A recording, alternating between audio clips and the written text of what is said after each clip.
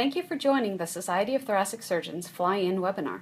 This briefing will provide background information to prepare you to engage members of Congress and their staff members during the upcoming legislative fly-in. My name is Courtney Yohe. I'm the Director of Government Relations for STS. I'd like to introduce my colleagues Amanda Wiegriff, our Assistant Director, Nick Beek, our Political Affairs and Advocacy Manager, and Madeline Sterling, our Government Relations Assistant. I want to thank you for signing up to participate in the upcoming STS legislative fly-in.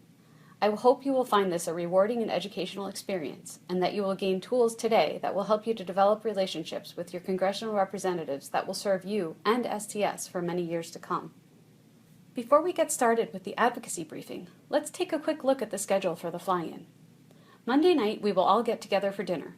We'll have time to address any questions you may have, and Congressman Ami Bera will join us to receive the 2016 STS Legislator of the Year Award. The next day, you'll come back to 20F Street for a light breakfast at 8 a.m. before spending the day on Capitol Hill. We will provide you with a personal schedule of all of your Hill meetings when you arrive.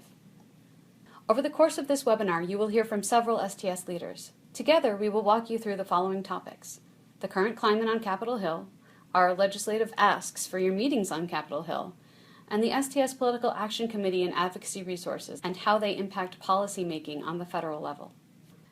Given how volatile our political environment can be these days, you may be nervous about what you'll be facing when you arrive. I'm sure that you've all heard that the House voted on legislation that was intended to repeal and replace Obamacare. The truth is that legislation was just one part of a three-part strategy that the GOP will need to employ to successfully change the healthcare landscape. The House bill was very politically divisive. The Senate has already made it clear that they will be crafting their own legislation. That means that before Congress gets to the other two buckets of that three-part strategy, the House will have to agree to pass the Senate bill. Needless to say, that's going to be an uphill battle. STS has drafted a set of health reform priorities. We will use these priorities to evaluate any of the health reform proposals that come out of the Senate process.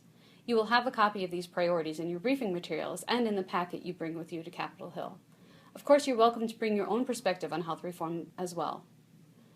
Now let's move on to the legislative asks we're hoping you will take to your representatives on the Hill. Just like it sounds, the ask is the main thing that you're requesting of your member of Congress. It could be as simple as weighing in with another member of Congress or signing a letter. In other cases, your ask may be to co-sponsor a piece of legislation. It may seem strange to talk about some of these issues when healthcare reform is a topic of so much debate. However, some of STS's advocacy priorities have started to get some traction in Congress this year. In fact, Bucket 3 of the three-phase health reform process is likely to include a variety of smaller healthcare priorities all rolled into one. This is actually our opportunity to get some significant legislative victories. As I mentioned, you'll be guided through these issues by a number of STS leaders. First, you'll hear from Dr. Michael DeMaio about graduate medical education. Next, you'll hear from Dr. Leslie Coleman about policies impacting tobacco use. Third, Dr. John Calhoun will talk about medical liability reform. Now I'll turn things over to Dr. DeMaio to kick us off. Thanks, Courtney. Our first ask is requesting that your member of Congress co-sponsor legislation related to graduate medical education. I imagine all of us have very fond memories of our time in training, with the camaraderie, the joy of learning how to take care of patients, and the joy of learning to be a cardiothoracic surgeon. Where the money comes from and why it's important is part of this Resident Physician Shortage Reduction Act. The Resident Physician Shortage Reduction Act increases the resident limit for qualifying hospitals by 3,000 per year for 5 years, for a total of 15,000. Half of that increase must go towards shortage specialty residency programs like cardiothoracic surgery. The bill also attempts to address concerns about appropriate distribution of GME slots by directing the Comptroller General to conduct a study on strategies for increasing the diversity of the health professional workforce, including an analysis of strategies for increasing the number of health professionals from rural, lower income, and underrepresented minority communities. The STS has endorsed this legislation repeatedly because of its multi-pronged direct approach. While not the end-all be-all for addressing workforce issues, it is a positive step. We certainly hope that you will ask your members of Congress to become co-sponsors and help this bill become law. Many people believe the current status of graduate medical education or GME, in the U.S. is precarious.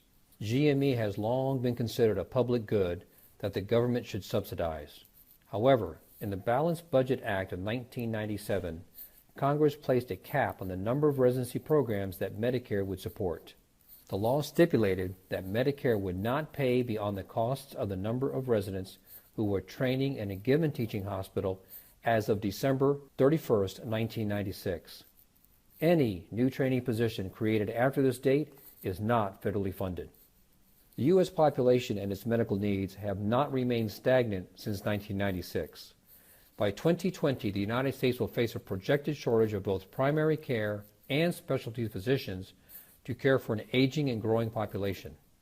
According to the AAMC Center for Workforce Studies, there will be a shortage of over 90,000 physicians, including 46,000 surgeons and medical specialists in the next decade.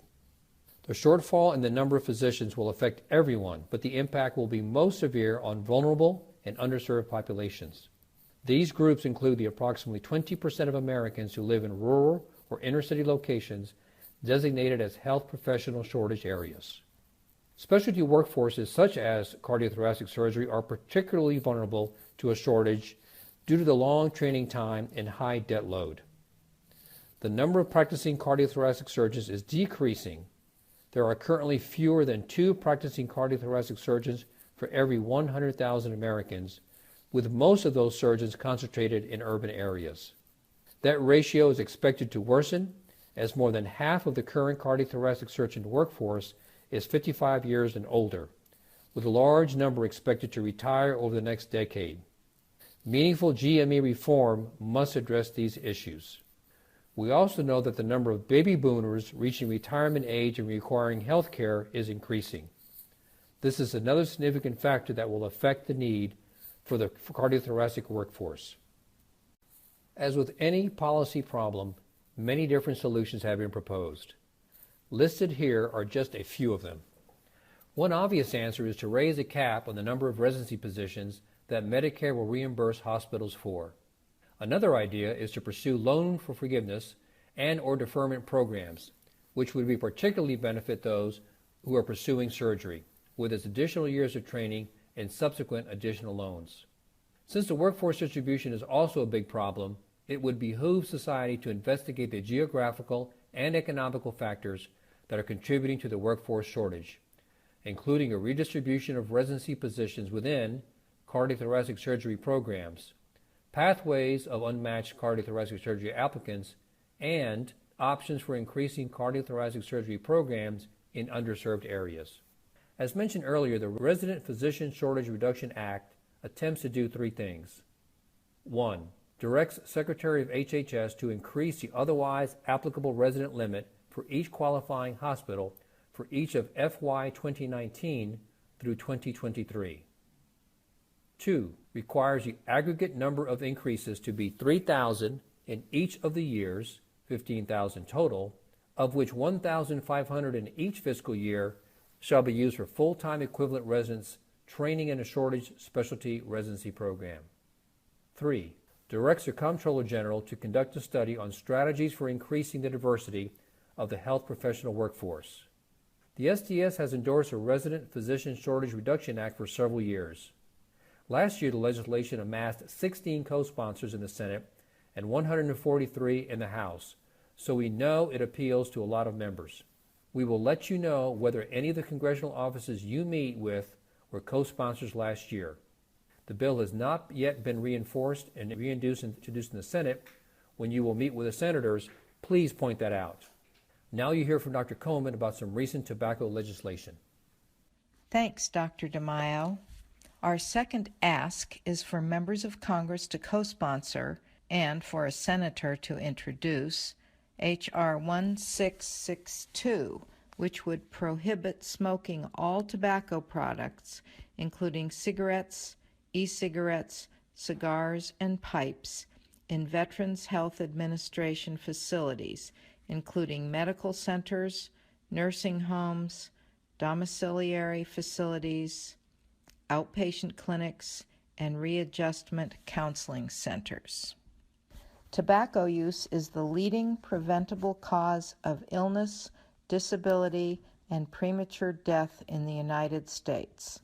Smoking is responsible for 1 in 5 deaths, resulting in approximately 443,000 avoidable deaths per year. These rates are disproportionately higher among veterans because both active duty personnel and veterans are more likely to have ever smoked or to currently smoke than the adult civilian non-veteran population. Partly due to this increased rate of smoking, veterans face a higher incidence of lung cancer than the civilian population as well. Studies have shown lung cancer rates among veterans are 25 to 75% higher than the national average. The Surgeon General has determined that there is no safe level of exposure to secondhand smoke, yet sick and disabled veterans are consistently subjected to secondhand smoke in order to receive medical care. Providing a smoke-free VHA system for our veterans is an important step towards protecting the people who protect us. Besides lung cancer, many veterans suffer from chronic obstructive pulmonary disease, or COPD, high blood pressure, and coronary artery disease, all of which are exacerbated by secondhand smoke. VA facilities should join the thousands of hospitals, health systems, and clinics nationwide that have decided to protect patients with smoke-free campuses. House Resolution 1662 takes a bold step towards protecting veterans' health by banning all smoking in all VHA facilities. Currently, the VHA maintains 15 indoor smoking areas at its facilities and 971 outdoor designated smoking areas. The Veterans Health Care Act of 1992 required the VA to offer smoking areas, though designated smoking areas at most other federal facilities were closed in 2009. Supporters of the 1992 law said that any restrictions on smoking would violate veterans' right to have access to a legal product. In co-sponsoring the bill, Representative Phil Rowe, a Tennessee Republican and chair of the House Veterans Affairs Committee, said, "The health and well-being of our nation's heroes should always come first. This common-sense legislation would bring VA smoking policies into the 21st century, ensuring veteran patients receive the same considerations as patients in the private sector." We hope you will ask your legislators to co-sponsor this critical legislation. Next up, Dr. Calhoun will talk about medical liability reform. Thanks, Dr. Coleman. The next ask is for your representatives to co-sponsor the Accessible Care by Curbing Excessive Lawsuits Act of 2017, known as the Access Act. This legislation was introduced by Representative Richard Hudson in March. It would make several changes to medical malpractice laws, including establishing statute of limitations for when lawsuits are filed, creating caps on non-economic damages, and limits on the percentage of a patient's award a trial lawyer can claim, as well as other protections. STS has endorsed this legislation as beneficial to providers and patients alike. Our country's inability to protect physicians from frivolous lawsuits while also maintaining patients' rights to seek redress for legitimate grievances has had a deleterious effect on STS members' ability to provide appropriate care. The prevalence of excessive tort claims against providers limits physicians' ability to provide needed health care services, affects the cardiothoracic surgical workforce as increasing numbers of medical students choose careers in fields with lower liability insurance costs, makes the practice of defensive medicine and the erosion of patient-centered care far more prevalent, and drives up the cost of health care nationwide. The current system costs the U.S. an estimated $55 billion annually including over $45 billion for defensive medicine. STS supports reforms of medical malpractice laws to help lower the costs and reduce incidence of defensive medicine through the healthcare system, while ensuring that patients injured by true malpractice are compensated fairly for their losses. There are multiple ways to approach this problem, from traditional reforms like capping damages and collateral source reform, to more patient-centered approaches like encouraging the use of big data to calculate liability insurance costs accurately and adjusting apology rules. A combination of the two is critical to alleviating the financial impact of medical liability on healthcare professionals while improving patient safety and trust. Negative outcomes could be approached with open communication, and compensation could be timely. The Access Act is a good step in that direction. It's based on traditional forms like California and Texas have passed, with the addition of patient-centered reforms. The Congressional Budget Office has found that $55 billion in federal health savings could be achieved over a 10-year period if the federal government passed reforms like those in California and Texas. The bill establishes a 3-year statute of limitations from the date of injury, which would help speed up the claims process and prevent claims from languishing unaddressed. It allows for the full recovery of all economic damages, including medical bills and lost wages, and caps non-economic damages for pain and suffering at $250,000. It gives the court the authority to redirect damages to the patient instead of the attorney.